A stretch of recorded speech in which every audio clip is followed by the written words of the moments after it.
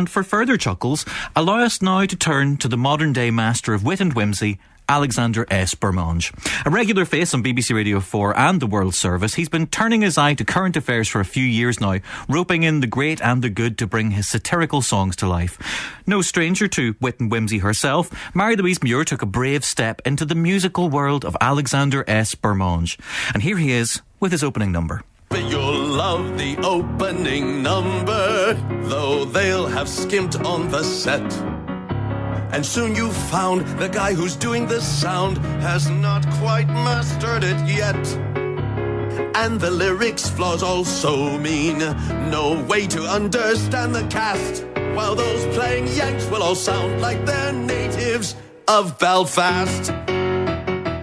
If you listen very, very carefully to the tune, it is entirely comprised of tiny fragments of lots of well-known opening numbers. Not long enough to make my lawyers fearful that I'm about to be sued, but just enough to create a little bit of musical humour. Do you have to know the relevance of the opening number, for example? Not at all. I mean, what I try to do with my material is to create layers to the comedy, so that, you know, the overt message that you're taking home is through the words. And I think, you know, most people at some point or other have seen a musical, be it a stage musical or a film musical. They will know what an opening number is. That is all they need to know. What we're just trying to do is create something that wasn't just going to be funny the first time you hear it. While onlookers all snigger and disparage, through binoculars I drool at every carriage. Jot down in different colours all the numbers I can see. In excitement sometimes spill my flask of tea. You're looking for the train spotters, possibly as well. Which then leads us to track number 4. Indeed. Which is a train spotter's tale, and you've got Phil Daniels singing that. He's in Les Mis, but previously we would know him from EastEnders, and of course Quadrophenia as well. So he is on the London Underground, and he's listing the tube stations. That's right. There's Boston Manor, Roding Valley, Rotherhithe and Edgware, Ruislip Gardens, Hyde Park. Just a list of underground stations would actually be quite boring. But what I tried to do, and this is, I suppose, where my musical theatre mind comes into it, is to create a character. I really love writing about characters, and in particular about eccentrics. Many people, believe it or not, have labelled me an eccentric. No.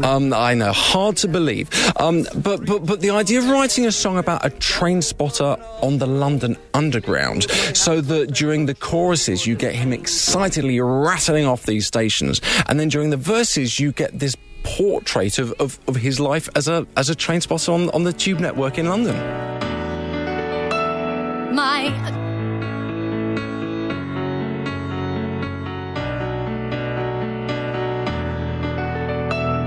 My entrance won't be perfect, that's if I start at all.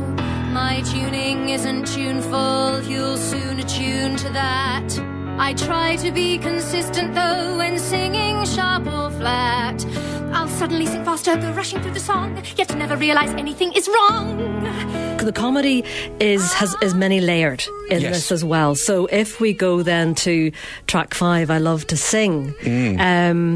I mean, that is laugh out loud, funny, the admissions and ambitions of the world's worst singer. And you're having fun, not just linguistically, but you're having fun musically. And also, she's having fun too. Yes. The singer, the performer's having fun. Yes, I mean the brilliant Emma Williams, who is very much the lady of the moment, because she's just won the What's on Stage award for her current starring role in Half a Sixpence in the West End. She is having fun, but having said that, it's actually an extremely difficult song to sing, because it's actually very, very difficult for a really good singer to sing really badly. And singing slightly flat or slightly sharp or just very, very tangentially out of tune is actually really tricky if you're quite musical. Then finally it's my turn. I make the big entree. The panel sits in silence, and I dearly want to say, please don't worry about making me wait for 3 hours. I enjoy it. It's not like I have 2 other auditions after this and a day job to get back to. Oh, and a boss who thinks I've just popped out for lunch. I talk the peonies through each change of speed and style and key. Audition. Great pathos there. I mean, even the woman talking about, you know, the headshot doesn't look like her anymore. The fact that she's got 2 more auditions to go. She's been left waiting for 3 hours to go in and do this. And you're getting this whole sense of what's going through her mind. Yes, absolutely. I mean, again, it was just one of those songs that was, I thought was begging to be written. As I said, I love writing about characters, and believe me, working in musical theatre, I've seen many of them, and there are just so many different aspects of being a performer. And what I find is that the lay person will be used to seeing and hearing these glorified, idealised views of the entertainment business through songs like There's No Business Like Show Business, where everything is depicted as being full of, bright lights and glitter. But actually, there's a lot of horribleness, for want of a better words, that goes on behind the curtain. And, you know, an audition situation can be horrible, and the tactics you've got to use to get ahead, and the things that really do go on behind the scenes. It was just, again, a song that I just felt was begging to be written.